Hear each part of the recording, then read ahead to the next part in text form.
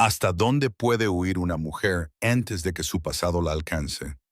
Clara June Whitfield tiró de su manga con tanta rabia que las costuras cedieron como si también ellas quisieran escapar. La diligencia se detuvo con un gemido de madera cansada y, a través del vidrio cubierto de polvo, distinguió las siluetas de los hombres afuera. Siempre miraban, siempre calculaban, y si alguno alcanzaba a ver la cicatriz que serpenteaba desde su muñeca hasta el codo, lo entenderían todos sin que ella pronunciara una sola palabra.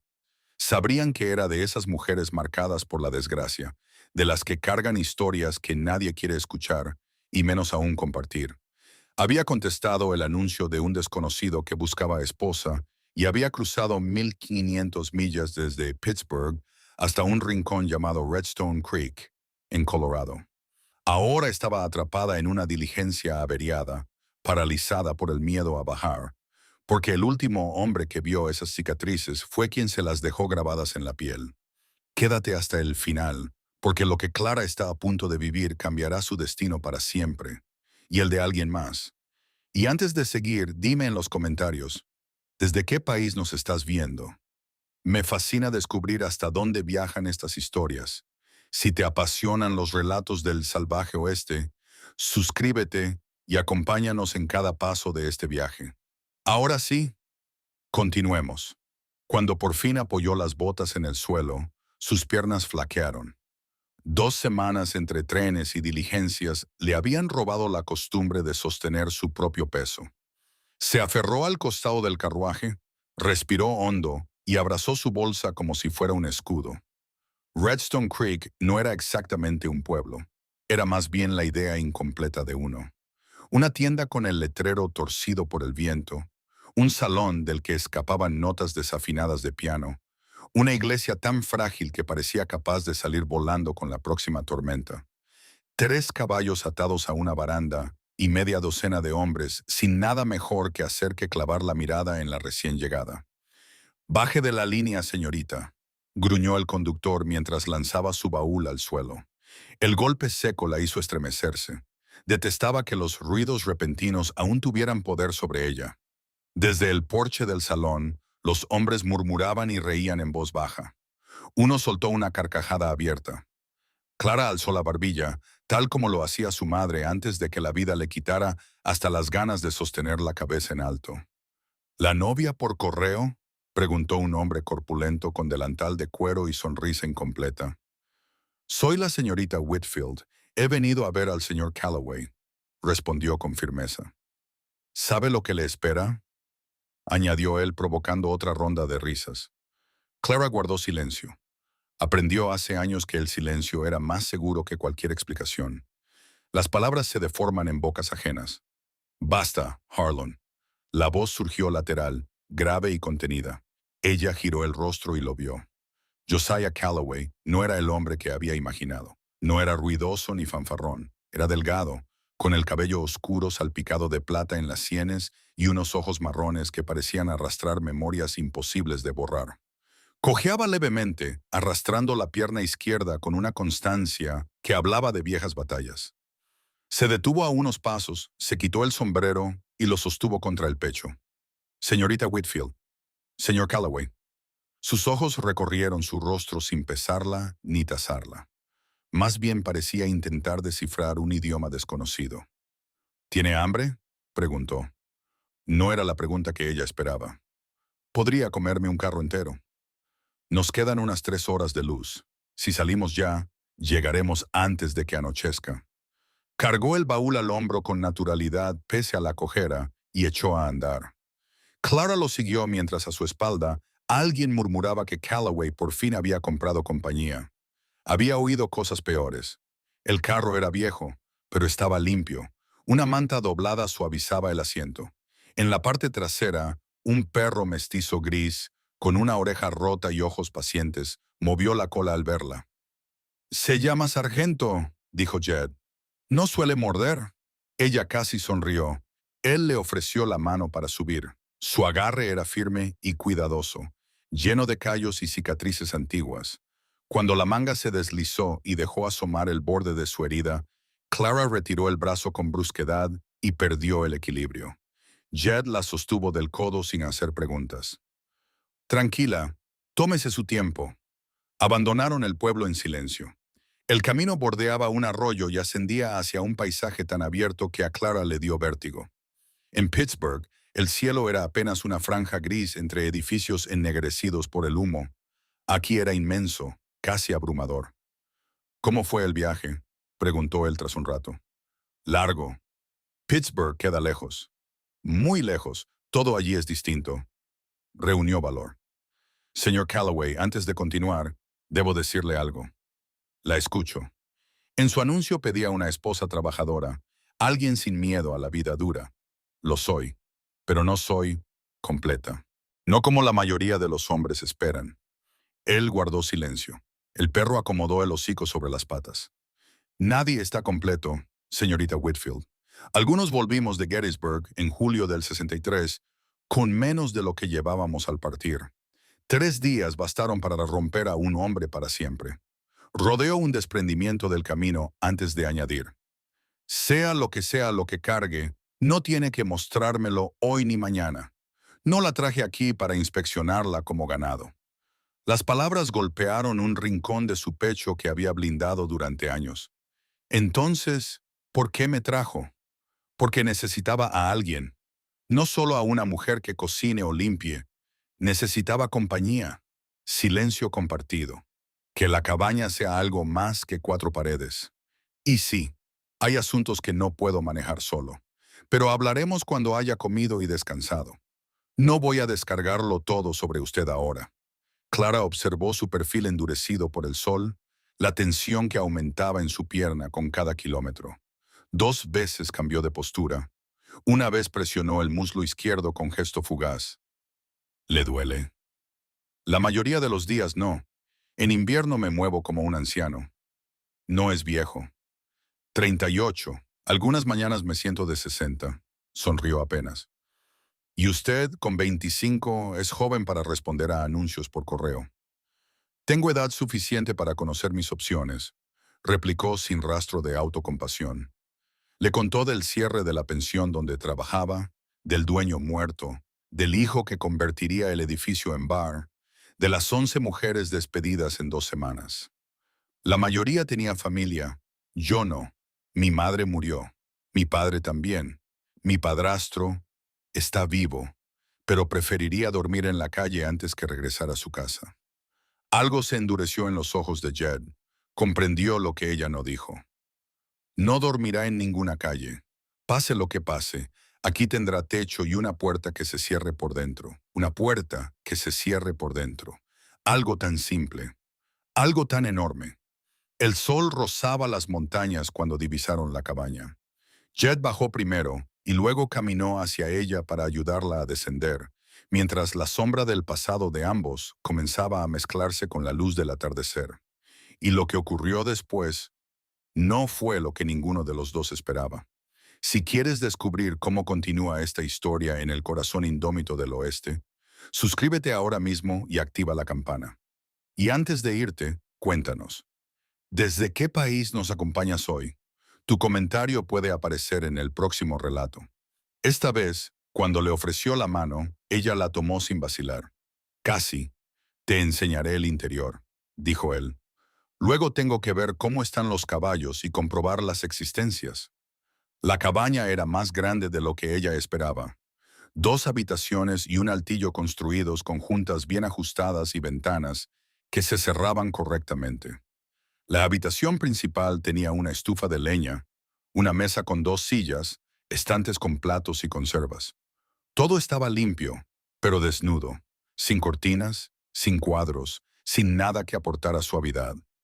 A través de una puerta, podía ver un dormitorio con una cama cubierta con una colcha. A través de la otra, una habitación estrecha con un catre. El dormitorio es tuyo, dijo Jed, dejando su bolsa de viaje junto a la puerta. Yo me quedaré con la habitación pequeña. Señor Calloway, Jed, y no hay discusión posible. Tú te quedas con la habitación que tiene cerradura. Ahí estaba otra vez, lo que él entendía sin que se lo dijeran. Hay estofado en la estufa, todavía caliente. Hay pan en la caja. No es buen pan, pero es pan. Estaré fuera. Después de que él se marchara, Clara se quedó en medio de la cabaña respirando. El aire olía a pino y a humo de leña y a algo indefiniblemente limpio. Caminó hasta la puerta del dormitorio, encontró el pestillo de hierro, lo deslizó para cerrarla, la abrió y la volvió a cerrar.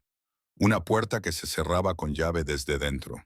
Presionó la frente contra la madera rugosa y no lloró porque hacía mucho tiempo que había dejado de llorar. Pero algo en su pecho se aflojó una fracción de vuelta. Deshizo las maletas lentamente. 2 vestidos de repuesto, ambos de manga larga, su kit de costura, una Biblia con el nombre de su madre en la cubierta, un pequeño frasco de salve para la cicatriz que le dolía cuando hacía tiempo seco y en el fondo de la bolsa, envuelto en un paño, el contrato matrimonial. Lo extendió sobre la cama y lo leyó de nuevo, aunque se lo sabía de memoria. Los términos eran claros. Ella serviría como esposa y compañera. Él le proporcionaría alojamiento, comida y protección. Cualquiera de las partes podría disolver el acuerdo en un plazo de 6 meses si la unión resultaba inadecuada. Su firma al pie era grande y deliberada. Las letras estaban escritas con la presión cuidadosa de un hombre que no estaba acostumbrado a sostener un bolígrafo. Oyó a Jed volver mientras calentaba el guiso. Él observaba el lavabo junto a la puerta, con las mangas remangadas, y ella vio cicatrices en sus antebrazos, diferentes a las suyas. Quizás metralla o alambre de púas. El tipo de cicatrices que los hombres obtienen del mundo que los rechaza, no de las personas que se supone que los aman. Comieron en silencio, pero no fue incómodo. El guiso estaba mejor de lo que esperaba. El pan, peor. Él captó su expresión al probar el primer bocado y algo brilló en su rostro. Te dije que no era buen pan. No es el peor que he probado. Era mentira y ambos lo sabían. Algo cálido pasó entre ellos. No era exactamente humor, pero se acercaba. La esposa de mi vecino Tom Avery. Ruth dirige la cocina del pueblo, dijo Jed. Se ofreció a enseñarme. No soy lo que se dice una alumna rápida en la cocina. Sé hornear, dijo Clara. Mi padre era herrero, pero mi madre sabía hacer un pan que te hacía llorar. Me enseñó antes de morir. Entonces te dejaré a ti el horneado.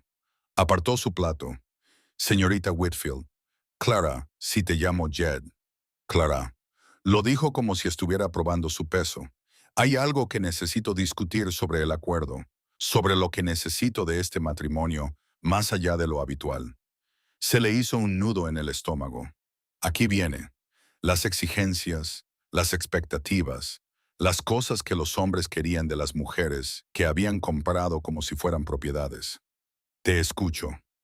Metió la mano en el bolsillo de la camisa y sacó un papel doblado, que dejó sobre la mesa entre ellos. Esto llegó el mes pasado de la oficina del catastro.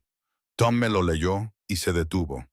Clara observó su rostro, el color que se extendía por encima de su cuello, la forma en que sus ojos se posaron en la mesa, la forma en que sus manos, que habían estado firmes todo el día, de repente no sabían dónde ir.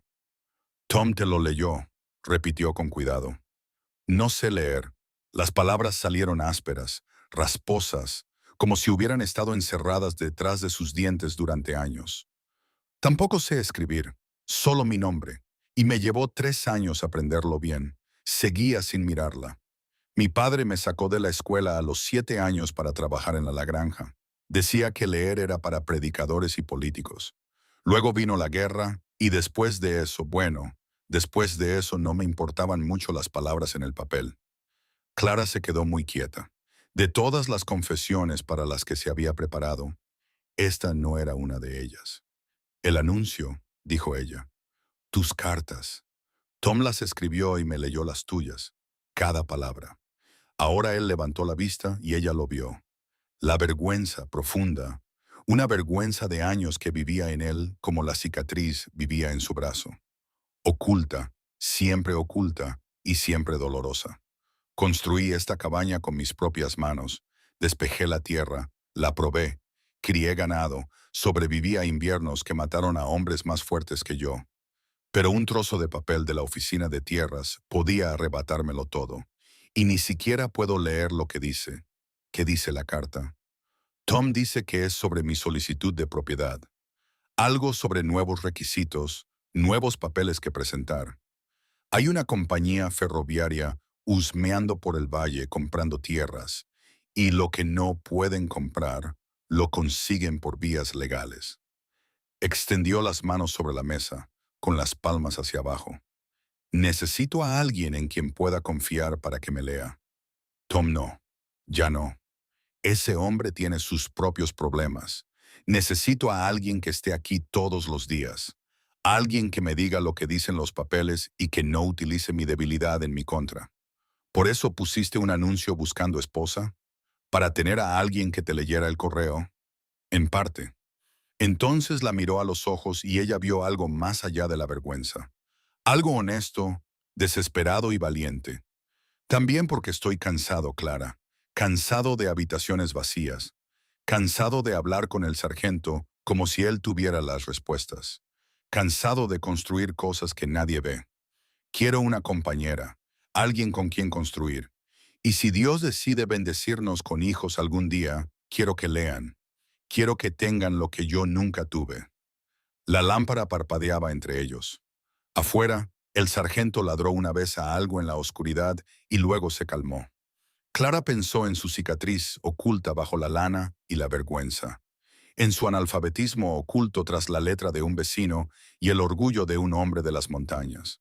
Dos personas con secretos que habían llevado solos hasta que el peso se había vuelto insoportable.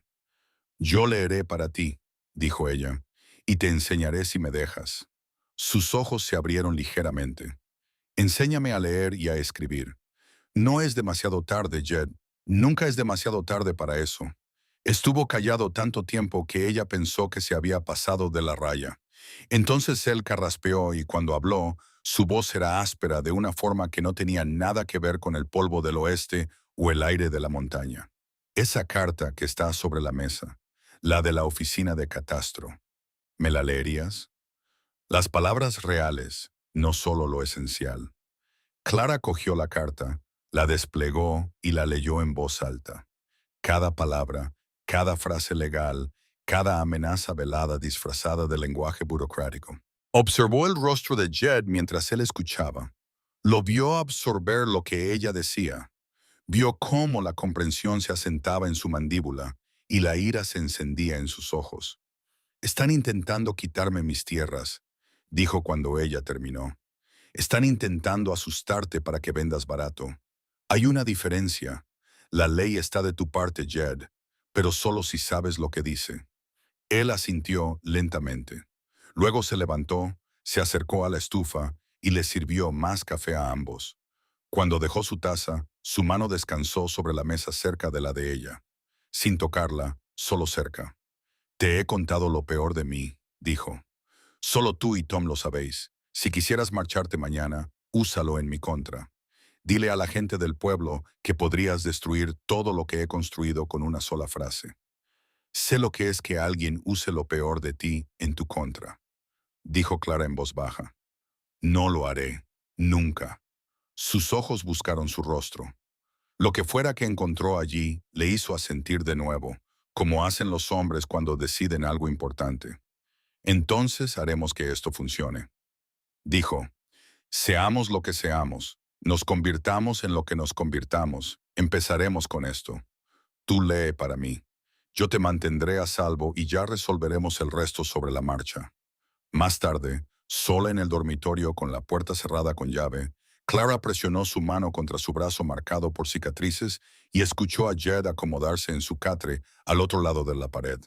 Lo oyó moverse, oyó crujir los soportes de cuerda, oyó su respiración ralentizarse, luego acelerarse, luego detenerse.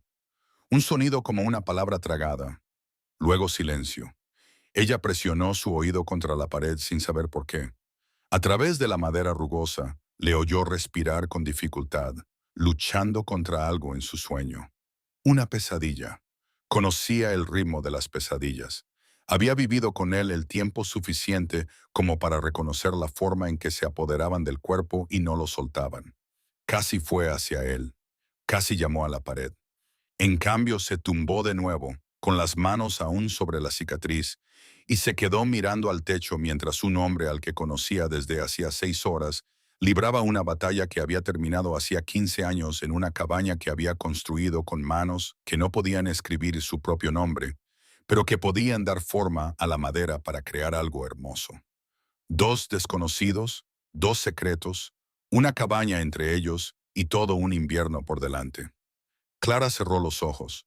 No rezó porque había dejado de creer que las oraciones sirvieran para algo, pero esperaba en silencio, como espera una mujer que ha aprendido a no esperar nada. Esperaba que este hombre marcado por las cicatrices, cojo, analfabeto, con ojos bondadosos y una puerta que se cerraba por dentro, fuera lo que parecía. Porque si lo era, entonces, tal vez por primera vez en sus 25 años, había encontrado un lugar donde lo peor de ella no sería lo único que nadie vería. Afuera, el viento de Colorado se movía entre los pinos, trayendo el olor de la nieve y las distancias. El sargento suspiró en el porche, y en la pequeña cabaña al borde de todo, 2 personas destrozadas dormían bajo el mismo techo, escondiéndose el uno del otro y del mundo, sin saber aún que lo que ocultaban era precisamente lo que los salvaría a ambos. La primera semana transcurrió con cautela. Clara descubrió que Jed se levantaba antes del amanecer, que preparaba un café tan fuerte que podía quitar la pintura y que hablaba con Surgeon como si el perro entendiera cada palabra.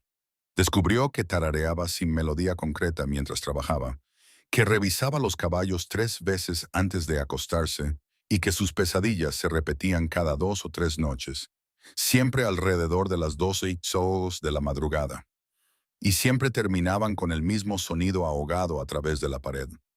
Ella nunca mencionó las pesadillas. Él nunca mencionó la forma en que ella se estremecía cuando él atravesaba una puerta demasiado rápido. La tercera mañana Clara horneó pan de verdad, del tipo que le había enseñado su madre, con una corteza dorada que crujía al presionarla y un centro suave que desprendía vapor al partirlo. Lo puso sobre la mesa mientras Jed estaba fuera cortando leña. Cuando él entró, sacudiéndose el frío de las botas, se detuvo en la puerta. Dios Todopoderoso, dijo, es solo pan, no es solo pan. Se sentó, arrancó un trozo y cerró los ojos cuando lo probó. Masticó lentamente, como un hombre que intenta memorizar algo. Cuando abrió los ojos estaban brillantes. Mi madre solía hornear así los sábados por la mañana. Era demasiado joven para recordar mucho, pero recuerdo ese olor. ¿Cuántos años tenías cuando murió? 9. La fiebre se la llevó a ella y a mi hermanita en la misma semana. Pon nunca volvió a ser el mismo. Después de arrancar otro trozo, dijo, es lo mejor que he probado en años. Clara, lo digo en serio. Algo cálido se instaló en su pecho. Una cosa tan pequeña. El pan. Una cosa tan grande. Ser visto por lo que podías hacer en lugar de por lo que no podías ocultar. Esa tarde empezó él a enseñarle. Se sentaron a la mesa con la Biblia abierta entre ellos, porque era el único libro que había en la cabaña. Clara señaló la primera palabra del Génesis. Dijo él, esa la sé. Sonaba casi ofendido. In. Bien, ¿y esta? Miró la palabra como si le debiera dinero. Su dedo se cernió sobre las letras y ella pudo ver cómo se esforzaba, con la mandíbula apretada y el ceño fruncido. La misma concentración que ponía en partir leña o arreglar arneses la aplicó a 4 pequeñas letras. The, dijo finalmente. Correcto. In the beginning. En el principio. Lo repitió y algo cambió en su rostro. Quizás asombro o pena por todos los años que esas palabras le habían sido ocultas. Mi madre solía leernos eso los domingos por la noche. Recuerdo cómo sonaba, pero nunca supe qué significaban los signos de la página. Ahora lo sabrás. Clara pasó la página. Iremos despacio, sin prisas. Aprendo rápido con las manos. No tanto con esto. Se tocó la 100. Tus manos aprenden haciendo. Tu mente aprenderá de la misma manera. Repetición, práctica, paciencia. La miró y ella vio la pregunta que él temía hacer. ¿Crees que un hombre de mi edad puede aprender de verdad? Creo que un hombre que construyó esta cabaña con madera en bruto y sobrevivió a Gettysburg Puede aprender cualquier cosa que se proponga. Trabajaron durante 1 hora ese primer día. El progreso de Jed fue lento. Su frustración era evidente en la forma en que apretaba la mandíbula y cerraba los puños sobre la mesa. Pero no se rindió. Cuando finalmente cerró la Biblia, había aprendido 12 palabras a simple vista y podía pronunciar 3 más. «¿Mañana a la misma hora?», preguntó Clara. «Si tienes paciencia». «No tengo más que paciencia y harina, Jed. Haremos buen uso de ambas cosas». La comisura de su boca se crispó. No era exactamente una sonrisa, pero era lo más parecido que ella había visto. Entraron en un ritmo. Las mañanas eran para trabajar. Jed estaba fuera con el ganado y la madera. Clara se ocupaba de la cabaña, la estufa y las interminables tareas domésticas de la frontera. Por las tardes, cuando el tiempo lo permitía, se sentaban a la mesa con la Biblia y, más tarde, con un libro de lectura que la esposa de Tom Avery había enviado, fingiendo que era para sus propios hijos, que ya eran mayores. Jed aprendió cómo hacía todo, con una determinación tenaz y silenciosa. Trazaba letras en la mesa con el dedo durante la cena, articulando palabras mientras pensaba que Clara no lo veía. Ella siempre lo veía. «Estás mirando fijamente», le dijo una noche sin levantar la vista del libro. «Mueves los labios cuando lees. Me ayuda a oírlo». «Lo sé. Mi madre hacía lo mismo». Él levantó la vista. Ella tampoco sabía leer. Sí sabía, pero llegó de Polonia cuando tenía 12 años y el inglés era su segunda lengua. Siempre decía que las palabras sabían diferente cuando las pronunciaba en voz alta. Clara dejó lo que estaba remendando. Le habría caído bien, Jed. ¿Por qué? Admiraba a los hombres que trabajaban con las manos y no eran demasiado orgullosos para admitir lo que no sabían. Él se quedó callado por un momento. Luego volvió a la cartilla, pero ella notó cómo se le relajaban los hombros, como si se hubiera quitado un peso de encima. El domingo fueron en coche a la ciudad para ir a la iglesia. Clara se puso su mejor vestido, el azul con cuello alto y mangas largas que cubría todo lo que necesitaba cubrir. Jed llevaba una camisa blanca limpia y se había afeitado la barbilla, lo que le hacía parecer más joven y más inseguro. El reverendo Abel Dawson estaba de pie en la puerta de la pequeña iglesia, un hombre delgado con ojos amables detrás de unas gafas de pasta. «Jed, y esta debe de ser la señorita Whitfield. Estábamos deseando conocerla». «Señora Calloway», dijo Jed, y Clara sintió que la palabra se interponía entre ellos. Aún no habían hablado de la boda. No habían hablado de mucho más que de las lecciones de lectura y el reparto de tareas, pero allí estaba él, reclamándola públicamente, y ella no estaba segura de si el calor que sentía en la cara era vergüenza o algo más. «Todavía no», dijo, «pero pronto, espero». Jed la miró de reojo. Algo pasó entre ellos que ninguno de los dos supo definir. Dentro de la iglesia, Clara sintió el peso de la atención. Los susurros lo siguieron hasta su banco. Mantuvo la barbilla alta, las manos juntas y las mangas bien ajustadas. Esa gente la juzgaría. La gente siempre lo hacía. La pregunta era si su juicio sería la crueldad educada de la sociedad de Pittsburgh o algo diferente. Después del servicio, Ruth Hawkins se abalanzó sobre ellos como una fuerza de la naturaleza. Era una mujer corpulenta, con el pelo gris acero y una voz que se oía en toda la sala. «Así que tú eres la elegida», dijo, agarrándole la mano a Clara. «Bien, él necesita a alguien con carácter. Esa cabaña lleva demasiado tiempo triste como un cementerio». «Ruth», le advirtió Jed, «cállate. Te conozco desde hace 4 años y me has dirigido unas 200 palabras en total. Esta chica va a necesitar amigos, y yo me ofrezco voluntaria». Se volvió hacia Clara. «Puedes venir a la cocina cuando quieras. Siempre hay café. Y si este te da problemas», señaló a Jed con el pulgar, «dímelo. Yo me encargaré de ellos». «No espero problemas», dijo Clara. Los ojos de Ruth se agudizaron. Algo en la cuidadosa forma de expresarse de Clara. La manera en que lo dijo, como una mujer que había aprendido a prepararse para los problemas incluso cuando no los esperaba, llamó la atención de la mujer mayor. «No», dijo Ruth ahora en voz más baja. «No espero que los tengas. Jed es uno de los buenos. aunque sea demasiado callado para demostrarlo. Tom Avery era el siguiente, un hombre larguirucho con la piel curtida por el sol y una risa fácil. Así que eres real, le dijo a Clara, medio esperando que Jed volviera solo de esa parada. Casi no va, ¿sabes? Se sentó en mi cocina la noche anterior diciendo que no era compañía adecuada para una mujer.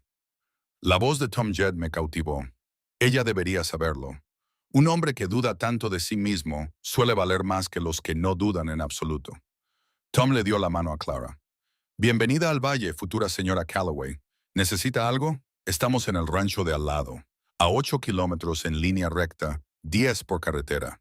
El doctor Henry Sloan llegó tarde, oliendo ligeramente a whisky y disculpándose por ello. Una noche difícil, el reumatismo de la anciana señora Beckman. Era más joven de lo que Clara esperaba, con los ojos enrojecidos y las manos firmes a pesar de la bebida. Paso por aquí cada 3 semanas más o menos. Si necesita algo médico, avise a la cocina de Ruth. Ella me encontrará. ¿Es un buen médico?, le preguntó Clara a Jed mientras volvían a casa. Lo suficientemente bueno. Bebe demasiado, pero sus manos no tiemblan cuando importa.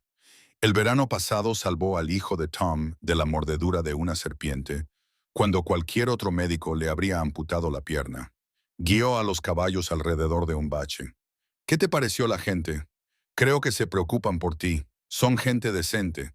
Se ocupan principalmente de sus propios asuntos, pero acuden corriendo si los necesitas. Eso es más de lo que yo he tenido nunca, dijo él mirándola entonces. La luz de la tarde se reflejaba en las canas de sus sienes y en las profundas arrugas alrededor de sus ojos. Yo también, dijo él. No hablaron de la boda hasta el miércoles. Clara necesitaba pan y tenía los codos cubiertos de harina cuando Jed entró del granero con un trozo de madera en las manos. Había estado tallando algo. Ella había oído el ruido del cuchillo por las tardes, pero él lo había mantenido alejado de ella. Ahora lo puso sobre la mesa. 2 anillos tallados en madera de álamo pálida, pulidos hasta que brillaban. El reverendo Dawson volverá el viernes, dijo Jed. No miraba los anillos, la miraba a ella, si estás dispuesta. Clara se limpió las manos en el delantal y cogió el anillo más pequeño. Estaba caliente por haber estado en su bolsillo, ligero como una promesa. Lo giró entre sus dedos, sintiendo la suave veta, las horas de cuidado en cada curva. Tú los has hecho. No podía permitirme el oro. La madera es lo que tengo. La madera es lo que se te da bien. Se lo deslizó en el dedo. Le quedaba bien. Por supuesto que le quedaba bien. Llevaba 2 semanas observando sus manos, midiendo con la mirada como medía la madera. El viernes, dijo ella. El viernes, Jed. Esperó a que él la mirara a los ojos. Necesito que sepas algo antes de hacerlo. Sobre por qué me fui realmente de Pittsburgh. Sobre mi padrastro. Su rostro se quedó muy quieto. No tienes por qué hacerlo. Lo hago porque, si nos vamos a casar, debes saber con qué tipo de mujer te estás casando. Se subió la manga izquierda lentamente, deliberadamente, por primera vez delante de alguien desde que el médico de la pensión le tratara las quemaduras 7 años atrás. La cicatriz se extendía desde la muñeca hasta el codo, arrugada y brillante. La piel estaba tensa de una forma que nunca se suavizaría. Los ojos de Jed se desplazaron de la cicatriz a su rostro. No retrocedió, no apartó la mirada. No le ofreció compasión, lo que habría sido peor. Él hizo esto, dijo Jed. No era una pregunta. Me empujó a la estufa cuando tenía 18 años. Intenté impedir que golpeara a mi madre. Dijo que tenía que aprender cuál era mi lugar. Su voz era firme. Había practicado esa firmeza durante años. Mi madre me vendó y me dijo que llevara mangas largas. Dijo que si alguien se enteraba, me llevarían lejos. Y entonces, ¿quién la protegería? ¿Lo hiciste? Me quedé 2 meses más hasta que él le rompió el brazo y ella seguía sin marcharse. Entonces me fui con nada más que la ropa que llevaba puesta y nunca volví. Se bajó la manga. Murió el invierno siguiente. Neumonía, dijo el vecino, pero yo sé que fue él. Quizás no fueron sus manos las que le apretaron el cuello, pero fueron sus manos de todos modos. Jed se inclinó sobre la mesa. Sus dedos se posaron sobre el brazo cubierto de ella. ¿Puedo? Ella asintió. Él le subió la manga con suavidad. Lentamente, dándole tiempo para detenerlo. Su pulgar recorrió toda la longitud de la cicatriz, ligera como una pluma. Su rostro era indescifrable, pero su mano temblaba. «He matado a hombres», dijo. Su voz era baja, áspera como la grava.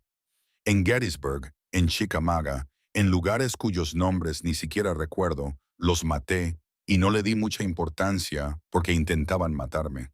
Pero nunca he levantado la mano a una mujer y nunca lo haré. No es una promesa que te hago por tu bien. Es quien soy. ¿Lo entiendes? Lo entiendo. Esta cicatriz, su pulgar volvió a recorrerla. No te hace estar dañada. Te hace valiente. Te interpusiste entre él y tu madre. Eso es valor de soldado, Clara. No dejes que nadie te diga lo contrario. Ella no lloró. Había quemado sus lágrimas de la misma manera que había quemado su autocompasión años atrás, por completo. Pero algo se rompió en su pecho. Algo que había permanecido sellado desde la noche en que salió de la casa de su padrastro. Y por primera vez en 7 años, el aire llegó a la herida debajo de la herida. «Viernes», repitió. «Viernes». Su mano seguía sobre su brazo, cálida y cuidadosa, cubriendo la cicatriz como un escudo. La boda fue pequeña. El reverendo Dawson ofició la ceremonia en la cabaña porque Clara no quería que todo el pueblo los viera. Tom y Ruth fueron los testigos. Surgeon se sentó junto a la puerta moviendo la cola. Jed llevaba su camisa blanca y pantalones oscuros. Clara llevaba el vestido azul y por primera vez se subió las mangas hasta los codos. Ruth se dio cuenta. Sus ojos brillaron, pero no dijo nada. Los votos fueron sencillos. Jed fue el primero, con voz firme a pesar de que le temblaban las manos al sostenerlas de ella. «Prometo protegerte, no poseerte, construir contigo, no sobre ti, no levantar nunca la mano, excepto para ayudarte a levantarte». Clara le apretó los dedos. «Prometo estar a tu lado, leer cada palabra que necesites leer y enseñarte cada letra que quieras aprender. Hacer de esta cabaña un hogar e intentar siempre tener la familia que Dios considere oportuno darnos. Por el poder que me ha sido conferido», dijo el reverendo Dawson, sonriendo. «Os declaro marido y mujer». Jed la besó con cuidado, como si fuera la primera página de un libro que por fin estaba aprendiendo a leer. Breve y tierno, y lleno de cosas que aún no podía decir. Ruth había traído comida de la cocina. Tom había traído whisky. Comieron, bebieron y rieron alrededor de la mesa mientras Surgeon rebuscaba entre los restos. No era una boda de la alta sociedad de Boston ni una ceremonia en una iglesia de Pittsburgh. Eran 4 personas y un perro en una cabaña celebrando que 2 desconocidos habían decidido dejar de serlo. Después de que Tom y Ruth se marcharan, una vez lavados los platos y apagado el fuego, Jed se quedó de pie en medio de la cabaña como un hombre que de repente había olvidado cómo funcionaba su propia casa. Clara lo entendió. Todo era igual: la mesa, las sillas, la estufa, el perro, pero todo era diferente. «Me quedaré con la habitación pequeña», dijo. «Como antes, hasta que digas lo contrario». Clara se acercó a él, le tomó la mano, la presionó contra su brazo lleno de cicatrices, piel con piel. «Me diste una puerta que se cierra con llave. Tracé mi peor cicatriz y me llamaste valiente. Me tallaste un anillo de un trozo de árbol porque no podías permitirte el oro». Ella llevó su mano a sus labios y le besó los nudillos. «No te tengo miedo, Jed Calloway. Aún no sé si estoy preparada para todo, pero estoy preparada para dormir en la misma habitación que mi marido». Se le cortó la respiración. «Clara, llévame a la cama, solo para dormir. No me hagas pasar mi noche de bodas sola». Se acostaron juntos en la oscuridad, completamente vestidos, ella con la espalda contra su pecho y él con el brazo cuidadosamente colocado sobre su cintura. A través de la ventana, las estrellas brillaban frías y luminosas. Las uñas del sargento resonaron en el suelo mientras se acomodaba junto a la puerta. Jed H., la carta de la oficina de tierras, la compañía ferroviaria. «¿Qué vas a hacer?» Su brazo se tensó ligeramente alrededor de ella. «Luchar. Esta tierra es mía. La he roturado, construido sobre ella, sangrado por ella. Ningún ferroviario con traje de ciudad se la va a llevar con un trozo de papel que no puedo leer. Cada día puedes leer más. No lo suficiente. Tom dice que ya han comprado 2 granjas al sur de aquí. La viuda Granger vendió por unos centavos porque no podía permitirse un abogado que le dijera que la oferta era un robo. Entonces aprenderemos más rápido. Ella entrelazó sus dedos con los de él, y leeremos todos los papeles que nos envíen, cada palabra. No nos pillarán desprevenidos, Jed. Él apoyó la cara en su cabello. Nunca pensé que diría esto a otra persona, pero me alegro de no poder leer. Leer. ¿Por qué demonios? Porque si pudiera, nunca habría puesto ese anuncio, y tú seguirías en Pittsburgh cosiendo vestidos en una pensión, y yo seguiría hablando con un perro que no puede responderme.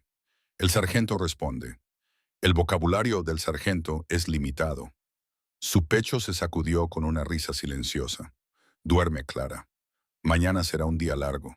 Aquí siempre es un día largo. Ella cerró los ojos. Los latidos de su corazón eran constantes contra su espalda, lentos y seguros como un reloj, contando las horas de una nueva vida. Le dolía el brazo, donde la cicatriz se tensaba con el aire seco de la montaña, pero la mano de él descansaba sobre él, cálida como un pus, y por primera vez en 7 años, el dolor se sentía menos como dolor y más como recuerdo. Mañana habría tareas domésticas y lecciones de lectura, y la sombra de una compañía ferroviaria acercándose sigilosamente. Mañana ella hornearía pan y él cortaría leña, y darían vueltas el uno alrededor del otro, en la cuidadosa danza de 2 personas que aprenden a no tener miedo. Pero esta noche estaban casados. Esta noche la puerta estaba cerrada por dentro, y nadie que les hiciera daño iba a entrar por ella. Esta noche era suficiente. El invierno cayó sobre Redstone Creek como un martillo sobre un yunque. Primero se cerraron las carreteras, luego se congeló el arroyo. Entonces el mundo se redujo a la cabaña, el granero y los 50 metros de nieve pisoteada que los separaban. Clara nunca había conocido un frío como este. Un frío que se colaba a través de las paredes de madera y se instalaba en los huesos como un inquilino que se negaba a marcharse. Pero en el interior, algo cálido estaba creciendo. Jed podía leer 30 palabras en Navidad. Para Año Nuevo, ya pronunciaba frases del libro de lectura, moviendo el dedo bajo cada palabra, moviendo los labios y frunciendo el ceño en una concentración que le hacía parecer 10 años más joven. Clara se sentaba a su lado todas las tardes, tan cerca que sus hombros se tocaban, guiándolo a través de las letras como él guiaba a los caballos por terrenos accidentados, con paciencia y manos firmes. El gato se sentaba en la alfombra. Jed leyó en voz alta una tarde de enero. La miró con una expresión entre orgullosa y disgustada. Soy un hombre adulto leyendo sobre gatos en esteras. Todo lector empieza por algún sitio. Yo empecé en Gettysburg. Supongo que podría manejar algo con más sangre. Clara se rió y el sonido los sorprendió a ambos. No se había reído así, con tanta franqueza, desde antes de que muriera su madre. Jed la miró como si acabara de hacer un milagro. Hazlo otra vez, dijo él. ¿Hacer qué? Reír. Suena como las campanas de una iglesia en un lugar que no ha tenido iglesia en años.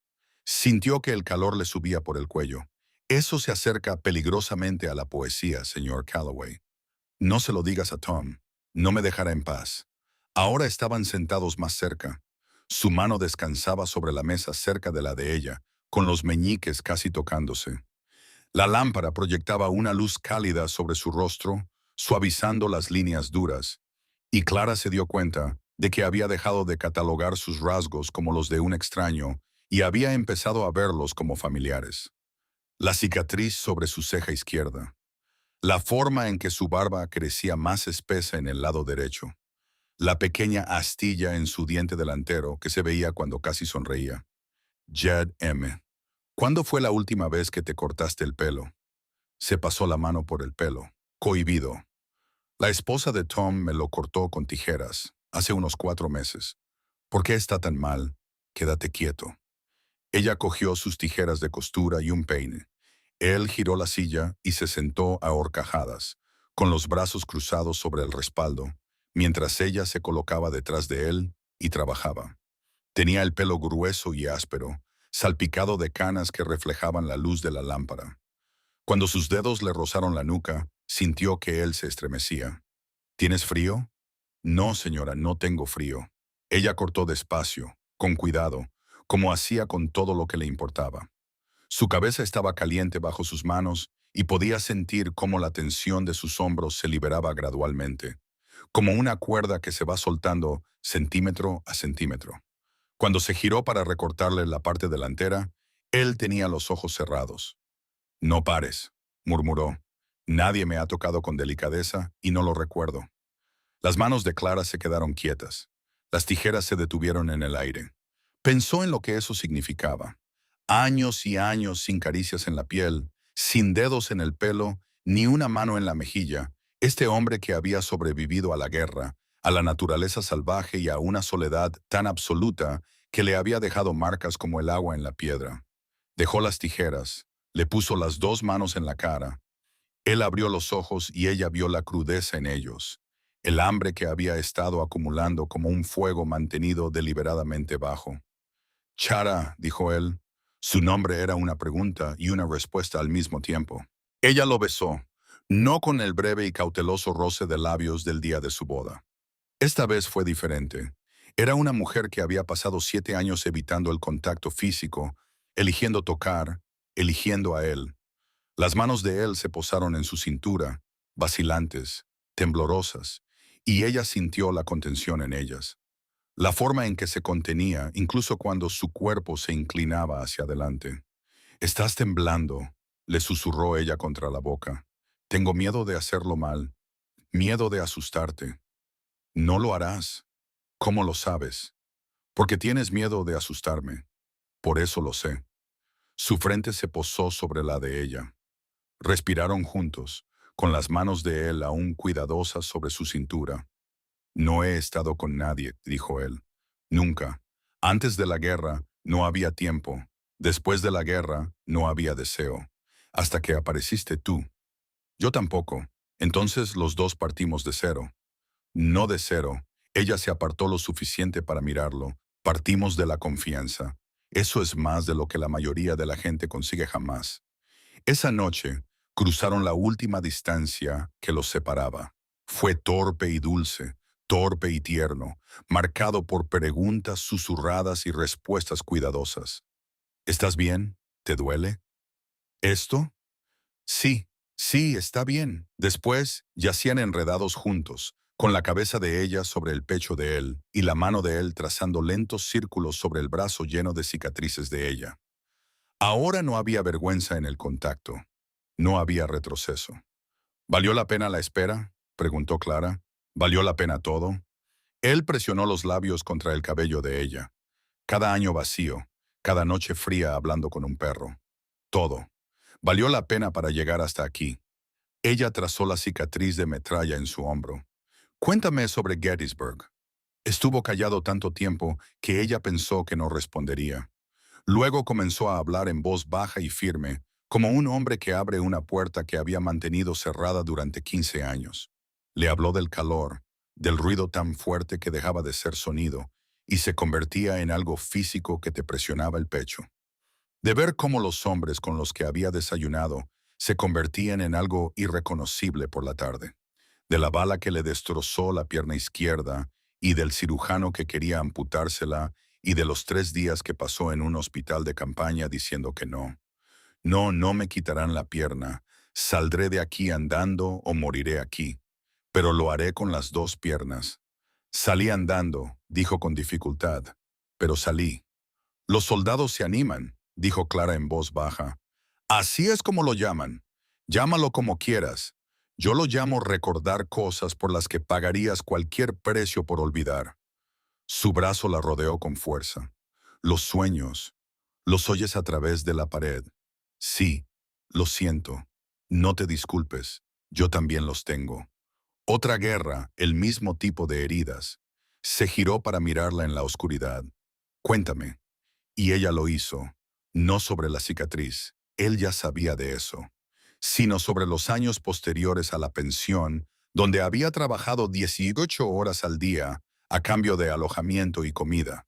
El capataz que la había acorralado en el armario de la ropa blanca y a quien ella le había roto la nariz con una plancha. Las otras chicas que la llamaban fría y extraña porque no dejaba que nadie se le acercara. Los 7 años durmiendo con una silla encajada bajo el pomo de la puerta. ¿Nunca vino nadie a buscarte?, preguntó Jeb. ¿Nadie te buscó después de que te fueras? Mi padrastro le dijo a todo el mundo que me había fugado con un hombre. Era más fácil que admitir lo que él había hecho. Y mi madre, tragó saliva. Mi madre le dejó decirlo. Esa es la parte que más duele, ¿verdad? No lo que él hizo, sino que ella le dejara hacerlo. Sí, apenas pudo articular la palabra. He perdonado la quemadura. La piel se cura, aunque sea mal, pero la mentira que mi madre contó para mantener su propia paz. Esa es la herida que no se cierra. Jed la atrajo hacia él y ella se dejó abrazar. Realmente abrazada por primera vez desde que era niña. Sus brazos alrededor de ella se sentían como las paredes de la cabaña que él había construido. Sólidos y verdaderos, hechos para mantener el frío fuera. Aquí estás a salvo, le dijo al oído. Sé que ya te lo han dicho otras personas que no lo decían en serio, pero yo lo digo en serio. Y si alguna vez lo dudas, mira la cerradura de la puerta. Es mi promesa convertida en hierro.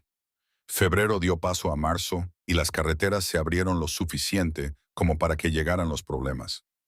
Clara estaba tendiendo la ropa cuando vio a los jinetes. 3 hombres montados en buenos caballos, caballos de ciudad, no los robustos ponis de montaña que montaban los lugareños. El hombre que iba delante llevaba un abrigo de lana que probablemente costaba más que todo lo que había en la cabaña junta. Señora Calloway. Se quitó el sombrero, dejando al descubierto un cabello peinado con pomada. Su sonrisa era de las que se practican frente al espejo. Marshall Pierce Davenport. Represento al ferrocarril del Pacífico Occidental. ¿Podría hablar con su marido? Está en el granero. Tiene una propiedad preciosa. Realmente preciosa. Los ojos de Davenport recorrieron la cabaña, el huerto, los pastos vallados, catalogando su valor. Es una pena verla desperdiciada en la agricultura de subsistencia cuando podría servir para un propósito mayor. Mi marido hablará por sí mismo. Clara mantuvo la voz firme y las manos quietas en el tendedero, pero su corazón latía con fuerza. Había leído las cartas de la oficina de catastro. Sabía lo que representaba este hombre. Jed salió del granero, con el sargento pisándole los talones. El perro tenía el pelo erizado. El rostro de Jed no revelaba nada. Señor Calloway. Davenport le tendió la mano. Jed no se la estrechó. Seré directo. Pacific Western necesita un derecho de paso por este valle para nuestra nueva línea a Denver. Su propiedad se encuentra justo en nuestra ruta preferida. Sé lo que necesita. Respuestas, no. No ha escuchado mi oferta. No es necesario. La sonrisa de Davenport no se alteró. $3,000. Es 10 veces más de lo que esta tierra alcanzaría en el mercado libre. Podría comprar una propiedad en cualquier lugar del territorio. Una propiedad mejor, una tierra más llana, más cerca de la ciudad. No elegí esta tierra porque fuera llana o estuviera cerca de la ciudad. La elegí porque es mía. Davenport miró a sus compañeros y luego volvió a mirar a Jed. Sir Calloway, admiro a los hombres que saben lo que quieren, pero debo mencionar que Pacific Western cuenta con el apoyo del gobierno territorial. Se están preparando procedimientos de expropiación para las propiedades situadas a lo largo de la ruta. Los que vendan voluntariamente recibirán una compensación justa. Los que se resistan... Dejó que el silencio completara el resto. Salga de mi tierra, dijo Jed. Piénselo bien. Estaré en Redstone Creek durante la semana. La oferta sigue en pie, pero no durará para siempre. Davenport se volvió a poner el sombrero, saludó a Clara con una cortesía exasperante y se marchó a caballo. Jed se quedó mirando hasta que los jinetes desaparecieron. Luego volvió al granero sin decir nada.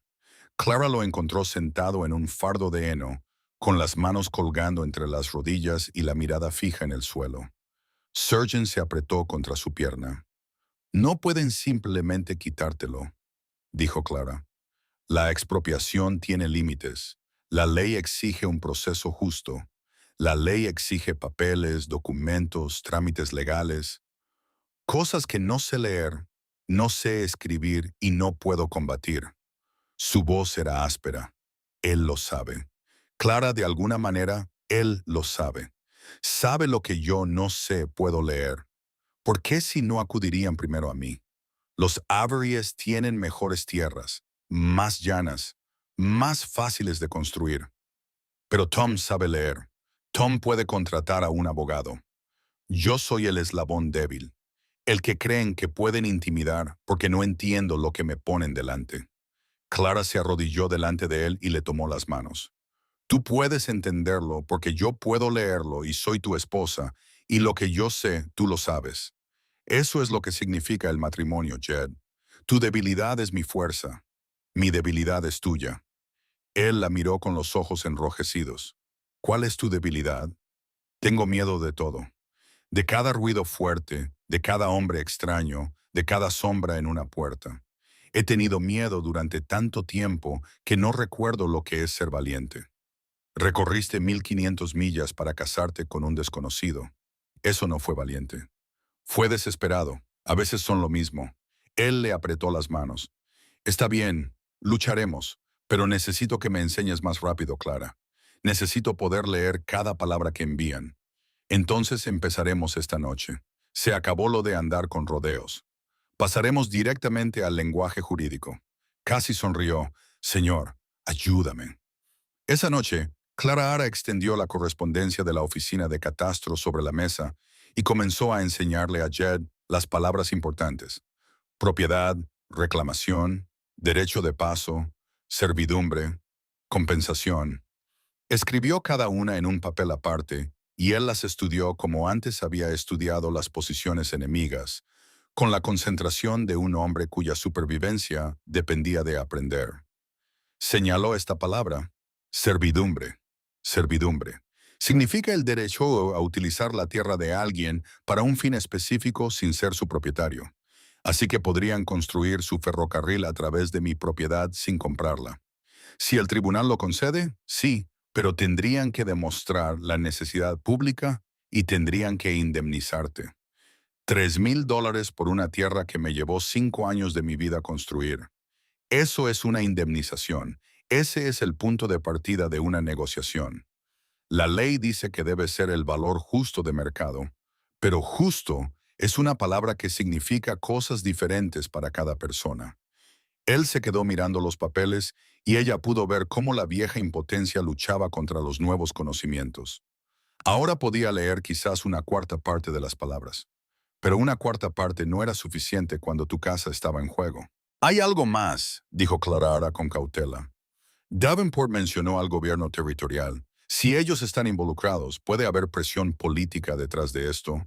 Tal vez sobornos o promesas de puestos de trabajo y desarrollo que hagan que los funcionarios estén dispuestos a mirar hacia otro lado. ¿Crees que el juez se pondrá del lado del ferrocarril?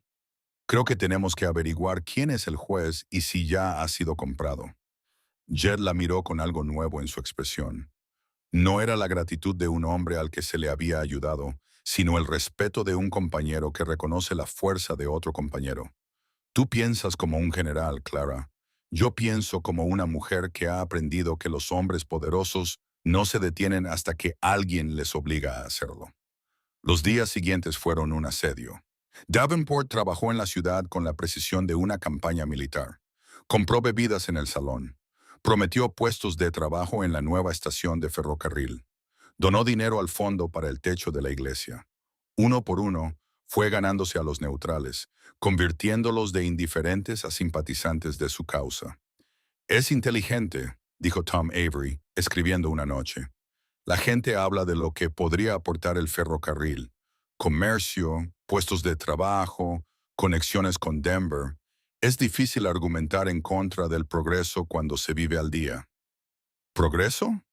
Jed escupió la palabra. Así es como lo llaman cuando le quitan la tierra a un hombre. Estoy de tu lado, Jed, lo sabes. Pero necesitamos algo más que ira justificada. Necesitamos una estrategia legal. Estamos trabajando en ello, dijo Clara desde la mesa donde copiaba textos legales a la luz de una lámpara. Había pedido a Denver un libro sobre la ley territorial de la propiedad, pero aún no había llegado. Mientras tanto, escribía a todos los abogados cuyos nombres podía encontrar, suplicándoles que le aconsejaran. Una cosa más, dijo Tom moviéndose en su silla. Davenport ha estado haciendo preguntas sobre ti específicamente, Jed, sobre tu solicitud de propiedad, sobre si entiendes los documentos que has firmado. El silencio que siguió fue tan denso que parecía que el suelo fuera a resquebrajarse. Está buscando pruebas, dijo Clara. Pruebas de que Jed no entendía los términos de su propia reclamación. Si puede demostrar que la solicitud fue presentada por alguien que no comprendía los requisitos legales, podría argumentar que la reclamación no es válida. ¿Puede hacer eso? La voz de Jed era apenas un susurro. Aún no lo sé, pero no le daremos la oportunidad de intentarlo.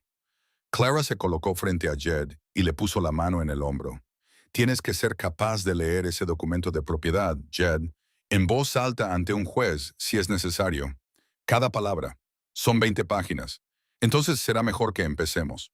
Trabajaron toda la noche, Clara leyendo cada línea y Jed repitiéndola, pronunciando las sílabas y escribiendo las palabras más difíciles una y otra vez hasta que le dolieron las manos. Al amanecer, podía leer las 3 primeras páginas con dificultad, pero podía leerlas. No es suficiente, dijo, apoyando la cabeza en las manos. Es más que ayer, y mañana será más que hoy. Clara le apartó las manos de la cara. Mírame, Jed Calloway. Hace 3 meses no podías leer tu propio nombre en un documento. Ahora estás leyendo documentos legales. Dentro de 3 meses, Marshall Davenport y todos los abogados ferroviarios del territorio no podrán ponerte delante un papel que no puedas entender. Tenemos tiempo. Lo aprovecharemos. ¿Y si no lo hacemos? ¿Y si él se mueve más rápido de lo que nosotros aprendemos? Entonces lucharemos con lo que tenemos. Tú, yo, Tom, Ruth, todo este valle lleno de gente que sabe lo que significa esta tierra y lo que cuesta construir una vida en ella. Ella le besó la frente. No he recorrido 1500 millas para perder. Él le cogió la mano y se la llevó a la mejilla. A veces pienso que Dios te envió a mí. Dios o un catálogo de venta por correo. Sea como sea, aquí estoy. Su risa era cansada, áspera y auténtica, y cuando la sentó en su regazo y la abrazó bajo la luz gris de la mañana, Clara sintió algo que no había sentido desde antes de que muriera su madre. No solo seguridad, sino también necesidad. Una necesidad verdadera, sagrada y desesperada por parte de alguien que nunca utilizaría esa necesidad como arma contra ella. Lucharemos, le dijo Jed al oído. Lucharemos, asintió ella. Afuera, el sargento ladró a algo en los árboles. Un halcón volaba en círculos sobre sus cabezas y en algún lugar de la carretera a Denver, un ferroviario planeaba quedarse con todo lo que habían construido, sin saber que la mujer a la que había despedido con una cortés inclinación de sombrero era lo más peligroso que se interponía entre él y las tierras de Jed Calloway. No era un arma, ni un abogado, sino una mujer con manos firmes y un ardiente deseo de demostrar que algunas cosas no se podían comprar, robar ni ahuyentar. La lucha se avecinaba. Clara podía sentirlo. Del mismo modo que Jed sentía el tiempo en su pierna mala. Un profundo dolor que significaba que algo se estaba gestando, algo que se rompería antes de pasar. Pero por ahora, en esa cabaña, con los brazos de ese hombre alrededor de ella y la primera luz pálida de la mañana colándose por las ventanas, estaba preparada. Por fin estaba, feroz y completamente preparada. El libro de Derecho Inmobiliario llegó de Denver un martes, envuelto en papel marrón y con olor a tinta y a ciudades lejanas. Clara lo abrió en la mesa de la cocina y empezó a leerlo antes incluso de quitarse el abrigo. Jed observaba su rostro mientras ella pasaba las páginas, leyendo sus expresiones como leía el tiempo. ¿Buenas o malas noticias? Ambas. Levantó la vista. La expropiación en los territorios requiere una audiencia pública ante un juez. El ferrocarril tiene que demostrar que la expropiación tiene un propósito público, legítimo, y tiene que ofrecer una compensación justa. Pero esto es lo que Davenport no te ha dicho. El propietario tiene derecho a impugnar la valoración, la necesidad y la propia ruta. Si existe una ruta alternativa que no requiera la expropiación de terrenos privados, el tribunal puede denegar la reclamación. ¿Existe una ruta alternativa? Eso es lo que tenemos que averiguar. Clara escribió a la oficina del topógrafo territorial esa misma tarde. Escribió al periódico de Denver pidiendo cualquier informe publicado sobre las rutas propuestas por Pacific Western. Escribió a 3 abogados, 2 de los cuales nunca respondieron, y uno le contestó diciendo que no representaba a colonos contra los intereses ferroviarios porque valoraba su carrera. Estamos solos, le dijo a Jed. Ya hemos estado solos antes, los dos. Esto es diferente. Esto es legal. Documentos, procedimientos y normas. Estoy aprendiendo lo más rápido que puedo. Pero Jed, soy una costurera de Pittsburgh, no una abogada. Él puso su mano sobre la de ella sobre la mesa. Eres la persona más inteligente que he conocido. Y tienes algo que ningún abogado tiene. ¿Qué es eso? ¿Te importa si perdemos? La audiencia se fijó para el 15 de abril, a 6 semanas vista.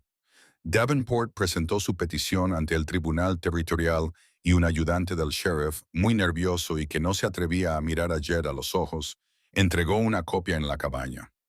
Clara leyó cada palabra en voz alta 2 veces esa noche, mientras Jed escuchaba con la mandíbula tan apretada que ella podía oír cómo le rechinaban los dientes.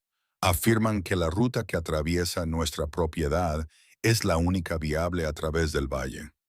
Ella dijo, dicen que el terreno al norte de nuestra propiedad es demasiado escarpado y que el terreno al sur es demasiado pantanoso para la construcción del ferrocarril. Eso es mentira. Baker's Ridge es llano durante 3 millas al norte de la propiedad de Tom.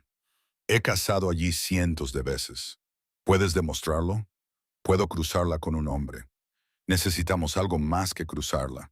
Necesitamos un estudio, mediciones oficiales, cálculos de pendiente, análisis del suelo, algo que un juez pueda ver en papel. Jed la miró fijamente. ¿Dónde vamos a encontrar un topógrafo dispuesto a ir en contra de Pacific Western? Aún no lo sé, pero encontraré uno. Lo encontró en el lugar más inesperado. El doctor Henry Sloan, medio borracho en la cocina de Ruth un miércoles por la tarde, mencionó mientras tomaba un café que se había formado como ingeniero antes de pasarse a la medicina. Lo odiaba, dijo, agitando su taza.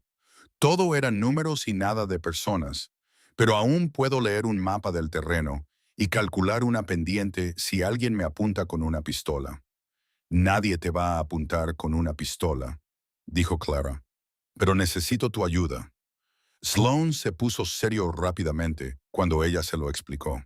Me estás pidiendo que me enfrente a la mayor compañía ferroviaria del territorio. Yo te pido que midas una cresta.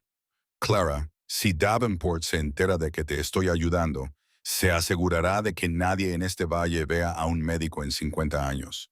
Si Davenport gana, nadie en este valle tendrá tierra donde vivir. Incluida tú. Sloan la miró durante un largo rato. Luego se bebió el café como si fuera whisky. ¿Cuándo empezamos?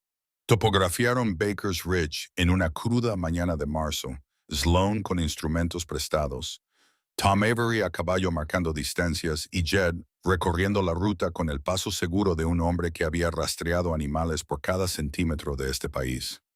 Clara se quedó en la cabaña, revisando los documentos legales de Davenport, cotejando la legislación sobre propiedad y construyendo su caso palabra por palabra con gran esmero.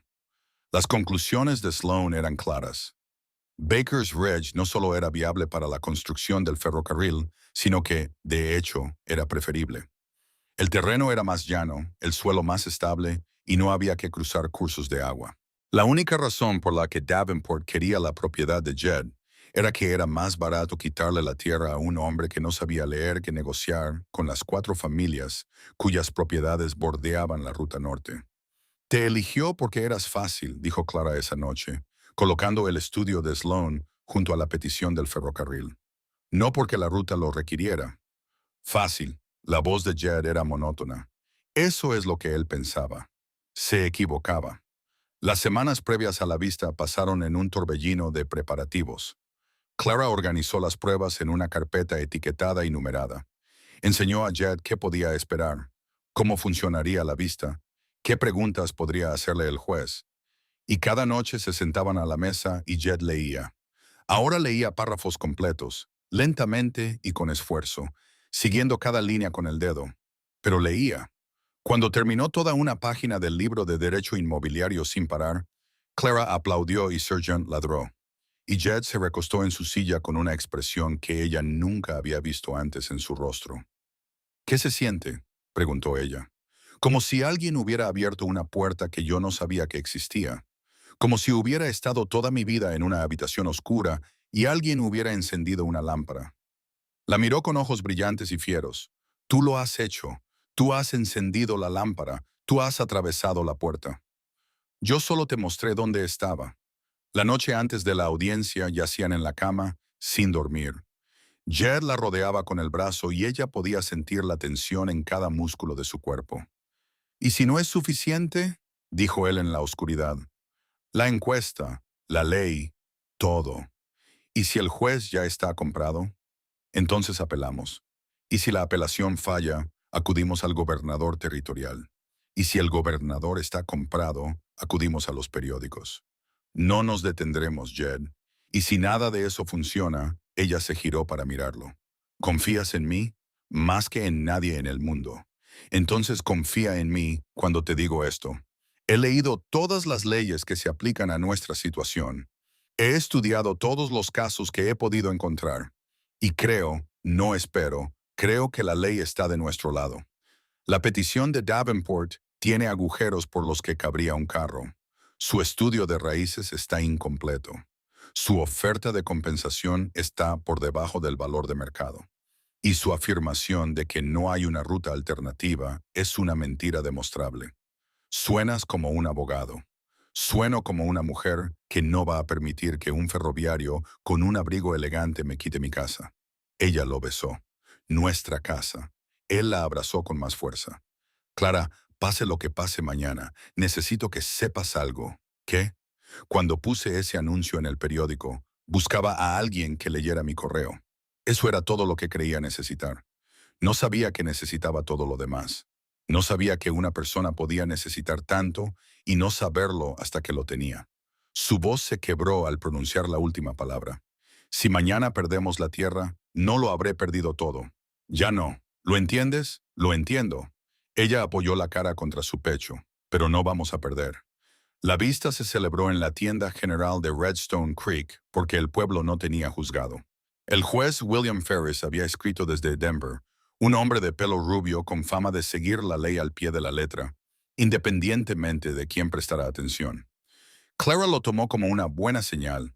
Davenport llegó con 2 abogados y una pila de documentos tan gruesa como una Biblia. Llevaba un traje nuevo y la confianza de un hombre que nunca había perdido una batalla de la que pudiera salir comprando. Sus abogados se instalaron a un lado de la tienda, como generales preparándose para una batalla que ya habían ganado.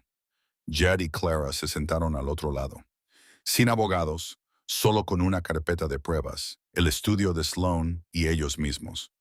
La tienda estaba abarrotada. Tom y Ruth Avery, el doctor Sloan, sobrio y nervioso. El reverendo Dawson Harlan, de la tienda general, que había hecho comentarios desagradables el día que Clara llegó y ahora estaba de pie con los brazos cruzados, mirando a Davenport con la furia particular de un hombre cuya propiedad podría ser la siguiente.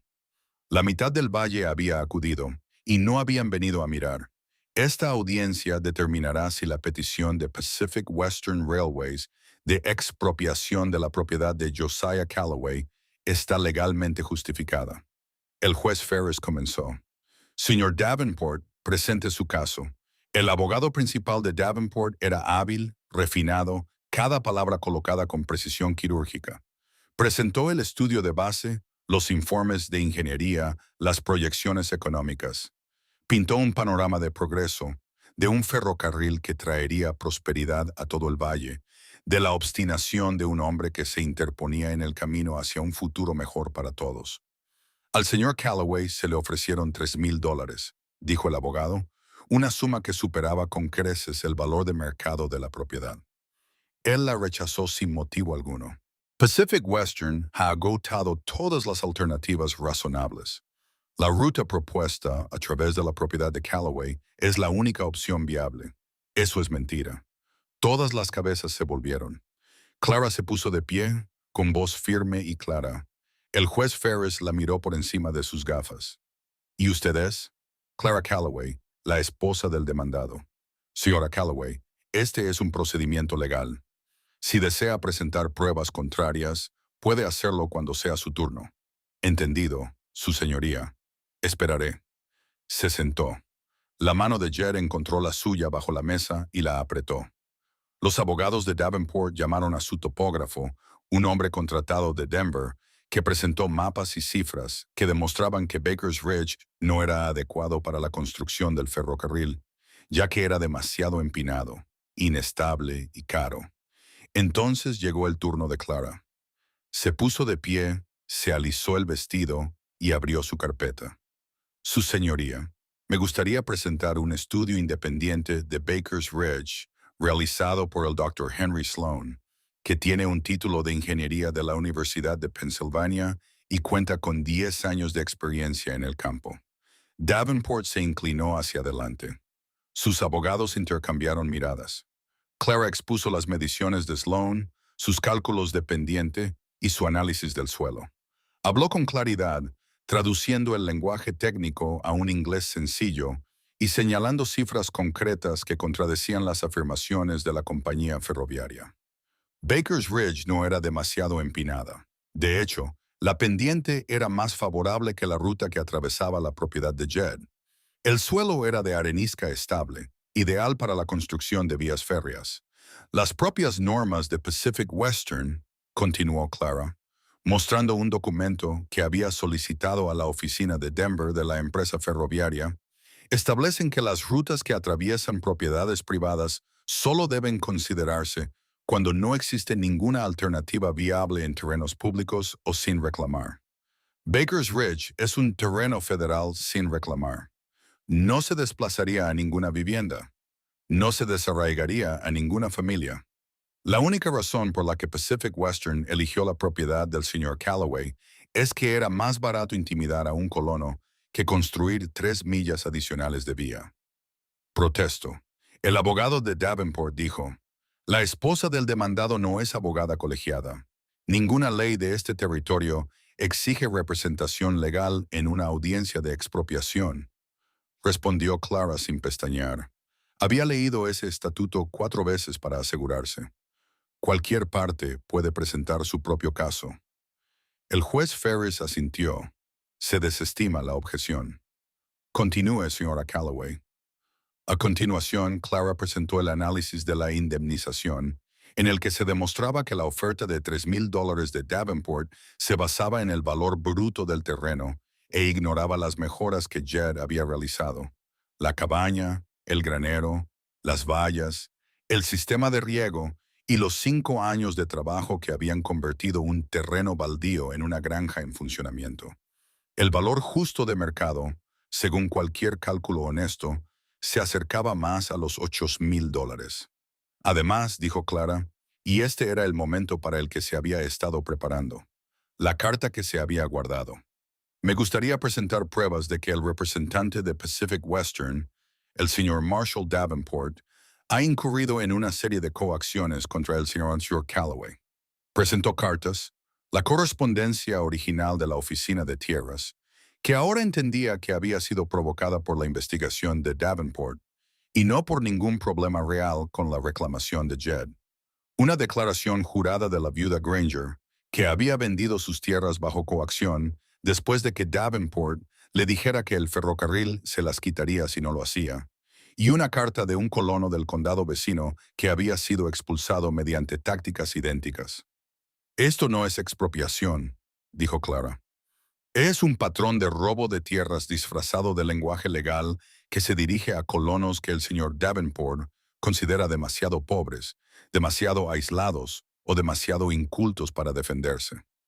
La palabra quedó suspendida en el aire. Davenport apretó la mandíbula. Sus abogados revolvieron los papeles. Su señoría, dijo Clara, me gustaría llamar a un testigo más. Mi marido, Josiah Callaway. Jed se levantó lentamente. La sala quedó en silencio. Caminó hasta la parte delantera de la tienda, se volvió hacia el juez y se quedó de pie como solía hacerlo en todas partes, firme, sin prisas, ocupando solo el espacio necesario, pero llenando cada centímetro.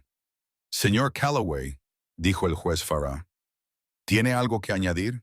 Jed metió la mano en el bolsillo de su abrigo y sacó un papel doblado. Clara lo reconoció. La demanda de Homestead. 20 páginas de lenguaje jurídico que 6 meses atrás no habían sido más que formas en una página. Su señoría, cuando Ciorella Davenport vino por primera vez a mi propiedad. Supongo que pensó que estaba tratando con un hombre que no podía entender lo que le estaban haciendo. La voz de Jed era tranquila, pero llegaba a todos los rincones de la sala. En parte tenía razón. Hace 6 meses, yo no podía leer este documento. No podía leer ningún documento. No podía leer mi propio nombre en un papel. Un murmullo recorrió la multitud. Clara contuvo la respiración. Mi esposa me enseñó. Miró a Clara y algo pasó entre ellos que hizo que Ruth Hawkins se llevara la mano a la boca. Se sentaba conmigo todos los días, todas las noches, paciente como una roca, terca como yo. Y quiero leer algo a este tribunal, si me lo permiten. El juez Ferris asintió. Jed desplegó el documento de Homestead. Sus manos estaban firmes. Comenzó a leer despacio, con cuidado, dando a cada palabra todo su peso. Yo, Josiah Calloway, declaro por la presente mi intención de reclamar y mejorar 160 acres de tierra en el territorio de Colorado, de acuerdo con la ley de Homestead de 1862. Su dedo se movía bajo las palabras. Su voz no vacilaba.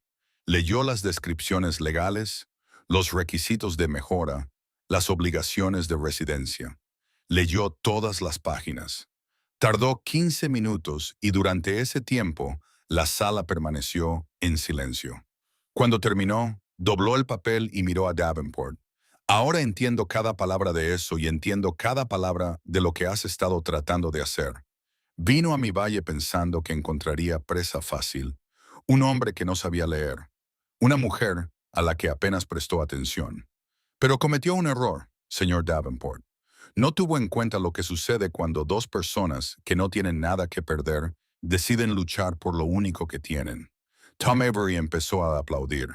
Luego Ruth, luego Harlan, que una vez se había burlado de Clara el día que llegó. El ruido fue aumentando hasta que el juez Ferris tuvo que pedir orden. El juez deliberó durante menos de una hora. Cuando regresó, su rostro estaba sombrío. El tribunal considera que Pacific Western Railway no ha demostrado que la ruta propuesta a través de la propiedad Calloway sea la única opción viable. El estudio del Dr. Sloan presenta una alternativa creíble que no requeriría la expropiación de terrenos privados. Además, el tribunal encuentra pruebas de tácticas coercitivas en las negociaciones de Pacific Western con los colonos de la zona. Se volvió hacia Davenport. Se deniega la solicitud de expropiación. Además, remito el asunto de la venta de la propiedad Granger al fiscal general territorial para que investigue un posible fraude. Señor Davenport, le sugiero que consulte a sus propios abogados sobre su responsabilidad personal.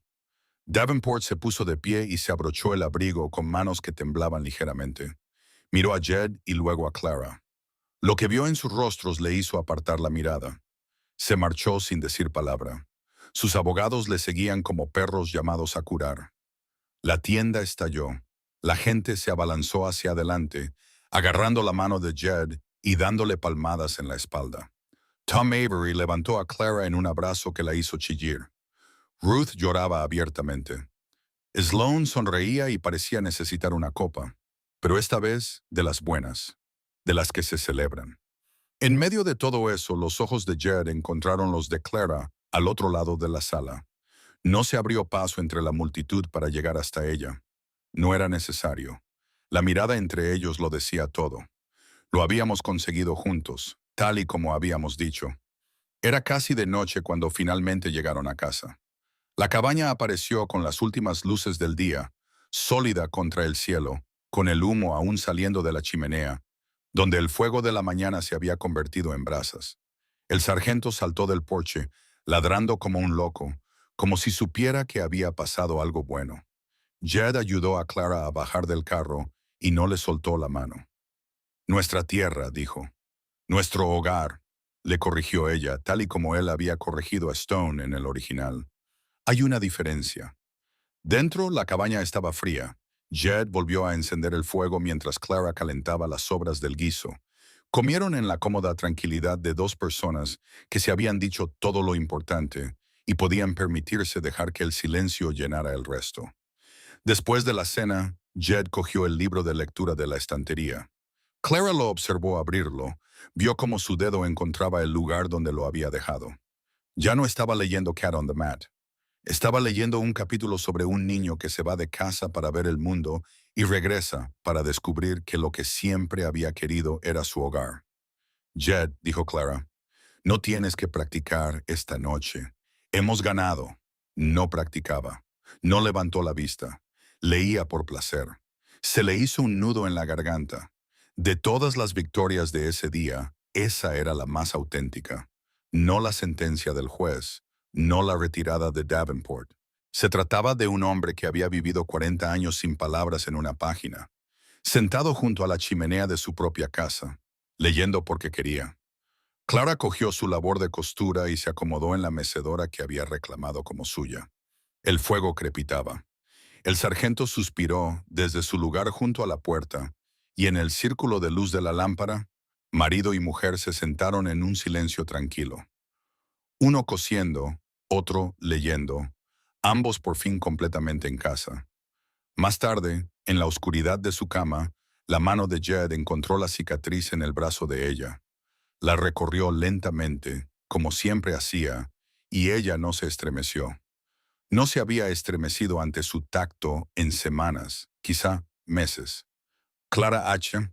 Ahora puedo leer, lo sé, estuve allí. No, quiero decir, hizo una pausa. Puedo leer, lo que significa que me has dado lo que te pedí.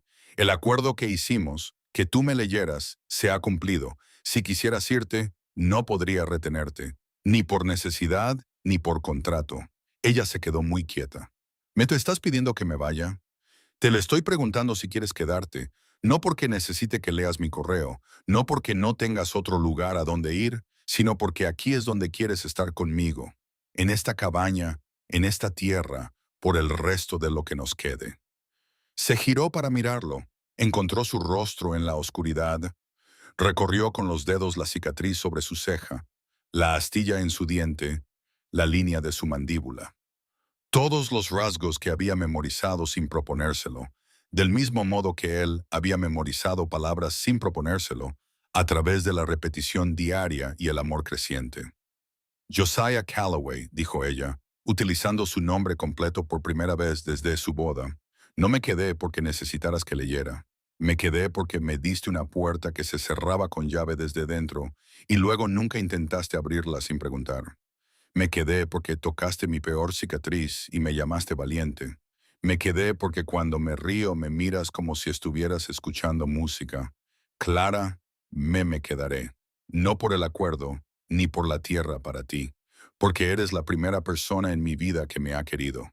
No por lo que podía hacer por ellos, ni por mi aspecto, ni por lo que podía proporcionarles.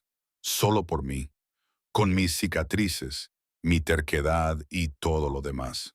Entonces la besó lenta y profundamente, y ella saboreó la sal, y supo que uno de los dos estaba llorando, y no le importó quién fuera.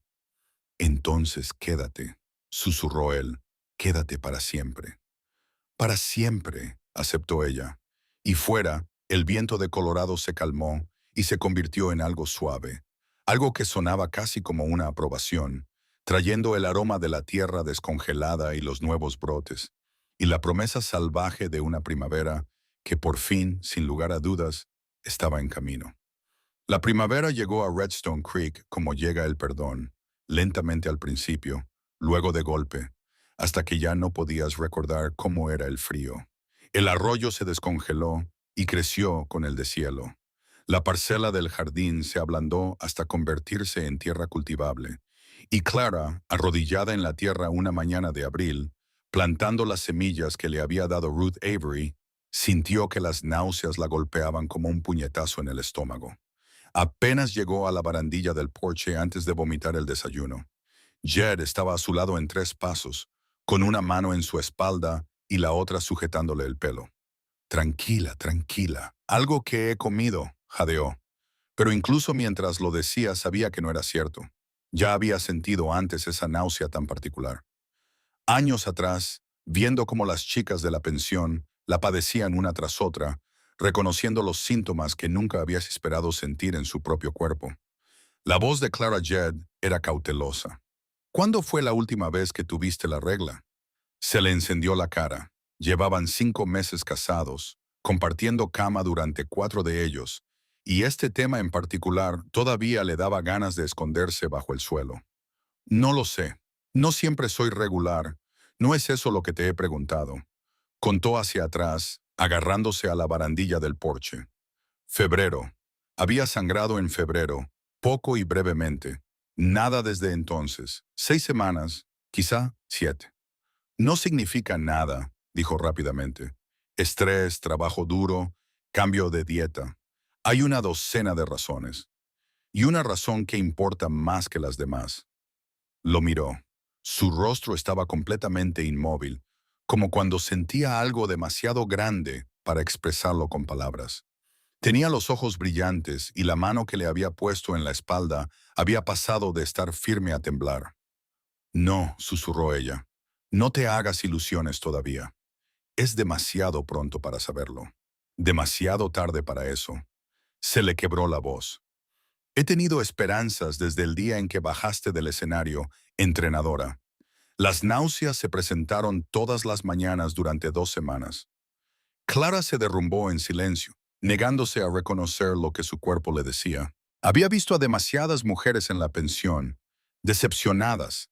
Había sostenido demasiadas manos mientras las esperanzas se desvanecían en la noche. No le haría eso ayer. No le permitiría construir un sueño sobre algo que podría no ser nada. Pero Jed la observaba como observaba el tiempo, leyendo señales que ella creía estar ocultando. Empezó a hacer sus tareas más pesadas sin que ella se lo pidiera. Dejaba agua junto a la cama por la noche. Dejó de permitirle levantar nada más grande que una bandeja de pan.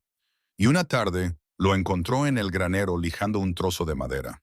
La forma era inconfundible, incluso en su estado inicial. «Es una cuna», dijo ella desde la puerta. Él no dejó de lijar.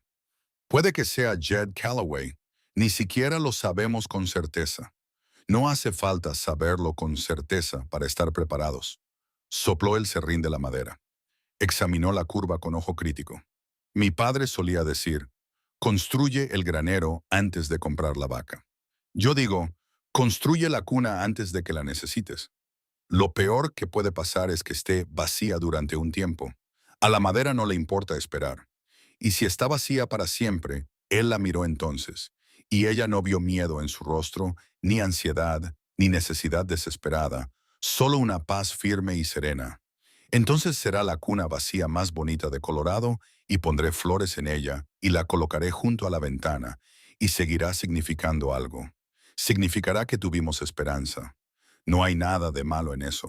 Ella se acercó a él, le quitó el papel de lija de la mano y se sentó en su regazo, allí mismo, sobre el fardo de heno. Él la abrazó con cuidado, con una mano en su espalda y la otra descansando sobre su vientre con tanta suavidad que le hizo llorar los ojos. «Tengo miedo», dijo ella. «Lo sé, no de tener un bebé, de perderlo, de que mi cuerpo falle en lo único que se supone que debe hacer de forma natural. Tu cuerpo ya hace mucho. Hornea pan que hace llorar a hombres adultos. Transporta leña.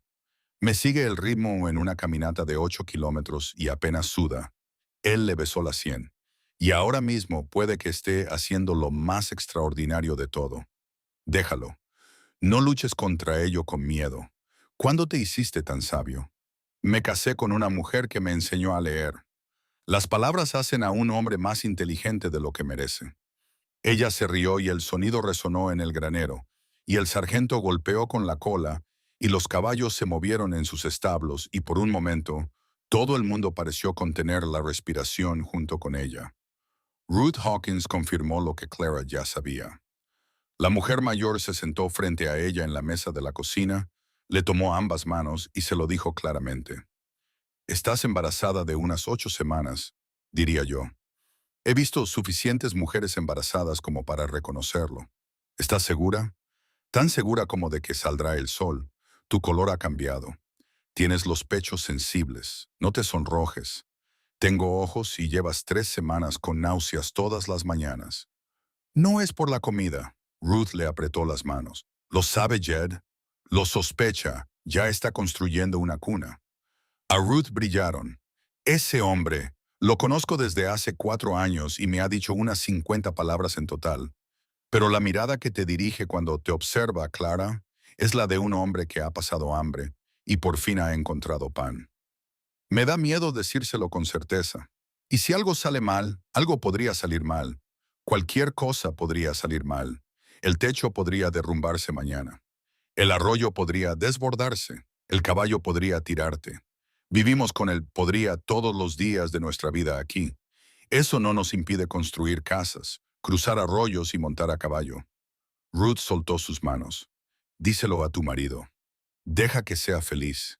Dios sabe que ese hombre se ha ganado algo de felicidad. Clara se lo contó esa noche después de cenar, después de fregar los platos, después de que él se acomodara en su sillón con el libro que estaba leyendo. Un libro de verdad, no un manual, una colección de relatos que le había prestado Tom. Se sentó frente a él y esperó a que levantara la vista. ¿Qué pasa? Ruth lo ha confirmado hoy. Bajó lentamente el libro. La luz de la lámpara reflejó el brillo de sus ojos. Vamos a tener un bebé, Jed. Dejó el libro con exagerado cuidado, se levantó, se acercó a ella en 2 pasos, se arrodilló frente a su silla, puso ambas manos sobre su vientre, apoyó la frente contra ella y no dijo nada durante un largo rato. Sus hombros temblaban. Clara le acarició el pelo y lo abrazó mientras él lloraba. Este hombre que había sobrevivido a Gettysburg, a la soledad y a la lenta muerte del analfabetismo, lloraba porque lo que nunca se había atrevido a desear plenamente estaba creciendo dentro de la mujer que amaba. Jed levantó la vista. Tenía el rostro húmedo, enrojecido y hermoso. Tengo que terminar esa cuna. Ella se rió entre lágrimas. ¿Tienes tiempo?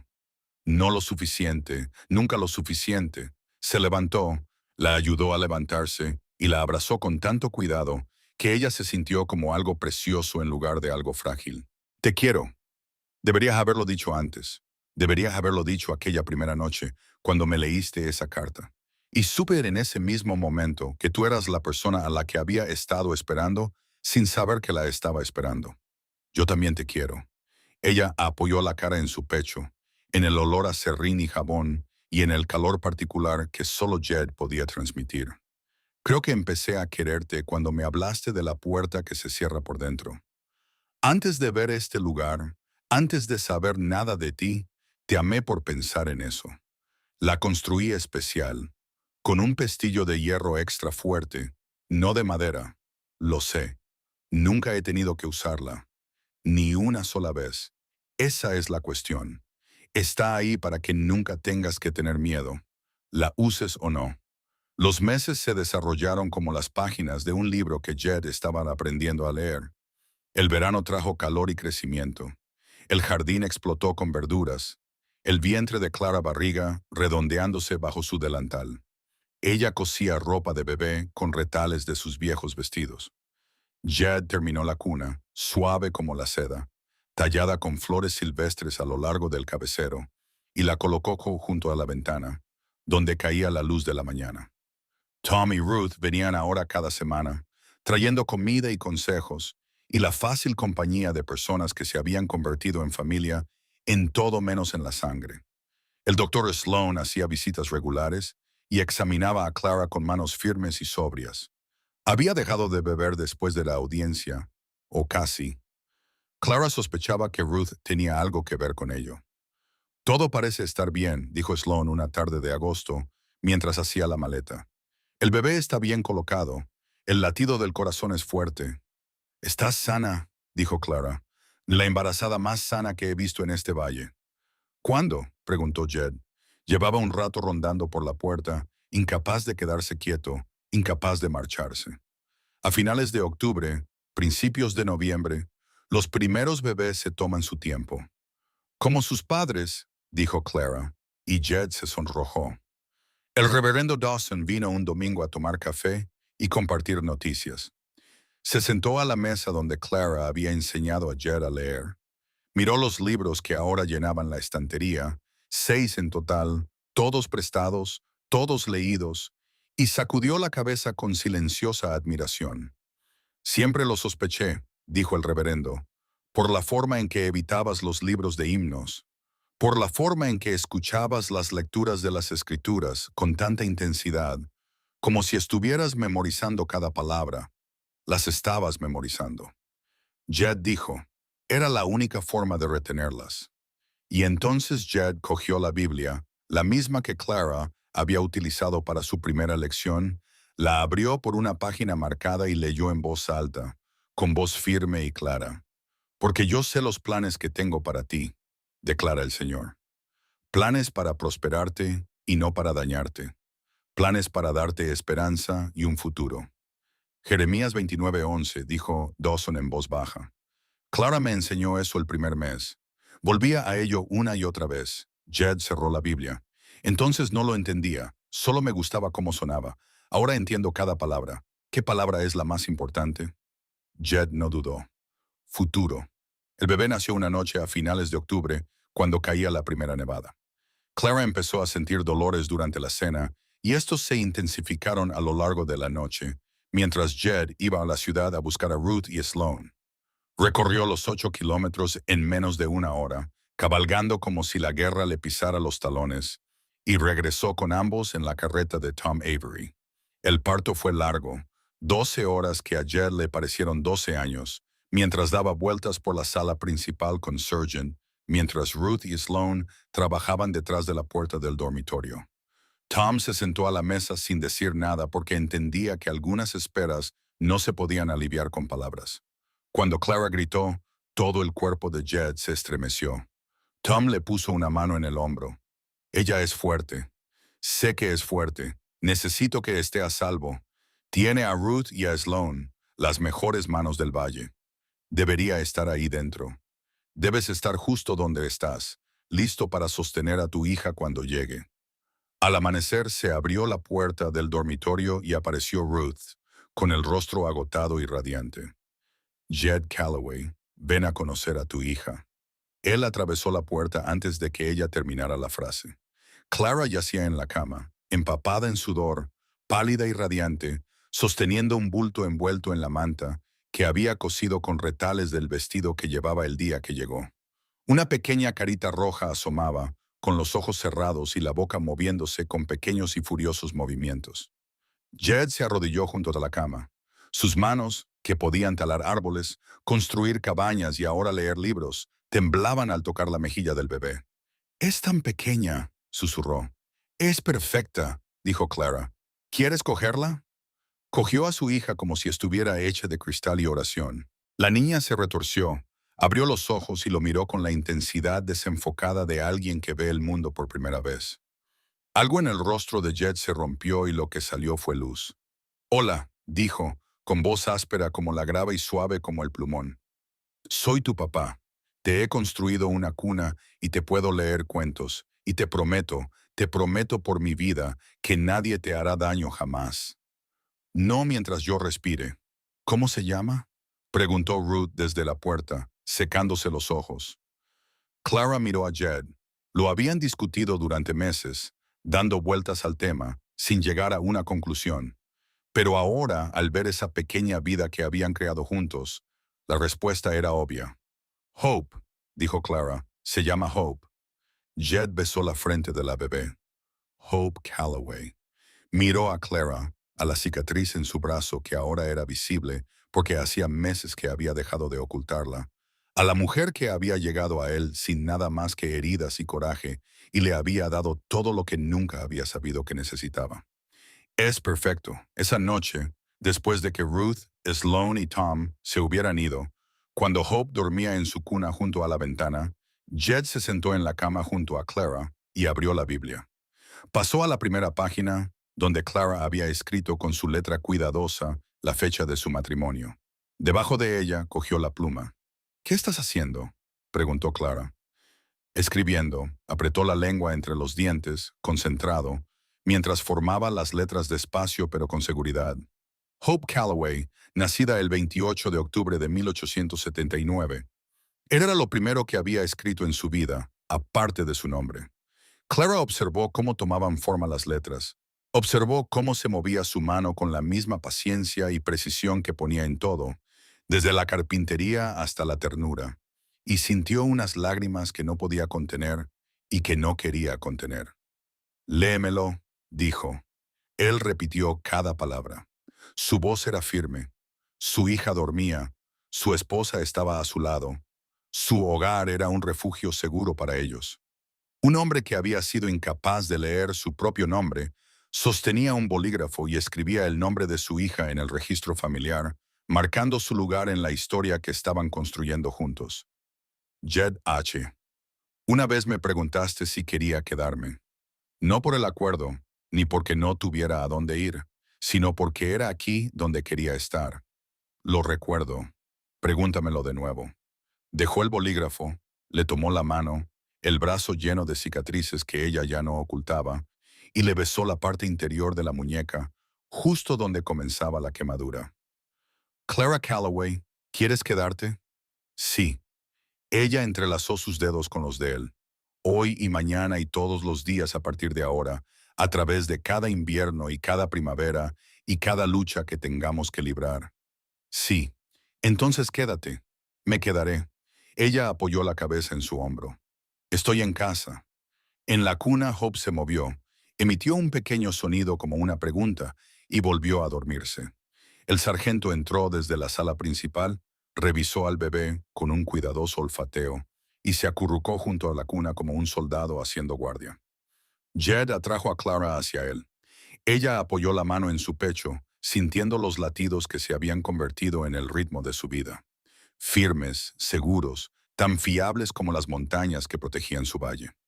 La nieve caía suavemente contra las ventanas, el fuego crepitaba suavemente, y en la cabaña que Josiah Calloway había construido para una familia con la que solo había soñado, esa familia respiraba, dormía y vivía. No porque una novia por encargo y un hombre de las montañas se hubieran encontrado a través de 1500 millas de distancia y dudas. No porque una mujer con cicatrices se hubiera casado con un hombre que no sabía leer, sino porque dos personas a las que les habían dicho que no eran suficientes se negaron a creerlo. Se eligieron mutuamente. Construyeron algo de la nada, tabla a tabla, palabra a palabra, cicatriz a cicatriz, hasta que la nada se convirtió en todo. La cuna se balanceaba suavemente en el aire cálido de la estufa. La Biblia yacía abierta sobre la cama, con el nombre de su hija secándose en tinta fresca. Y fuera, el viento de Colorado llevaba su historia a través del valle, pasando por el rancho de Tommy Ruth, pasando por la cocina y la iglesia, pasando por la cresta donde el ferrocarril nunca circularía, hacia el amplio y salvaje mundo donde otras personas solitarias podrían escucharla y animarse. Porque eso es lo que el amor construido en una tierra dura. No la perfección, no los cuentos de hadas, algo mejor, algo real. Una puerta que se cerraba por dentro. Un nombre escrito con mano firme. Una niña llamada Hope durmiendo en una cuna tallada con flores silvestres. Y dos personas, marcadas y obstinadas y finalmente completas, abrazándose en la oscuridad, sabiendo que, pasara lo que pasara, lo afrontarían como habían afrontado todo juntos. Siempre juntos. Gracias por escuchar esta historia. Me encantaría saber desde dónde la está disfrutando. ¿La está escuchando en casa, en un largo viaje en coche o tal vez relajándose antes de acostarse? Deje un comentario y dígame desde qué ciudad la está viendo para que pueda ver hasta dónde ha llegado la historia de Clara y Jed. Y si esto te ha llegado al corazón, suscríbete a nuestro canal.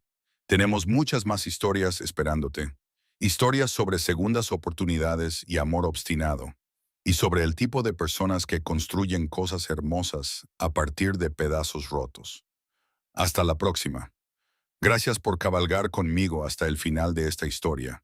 Si sentiste el viento del desierto y el latido del destino en cada palabra, suscríbete y regresa pronto, porque el viejo oeste aún guarda caminos sin recorrer y leyendas que esperan despertar bajo el próximo amanecer.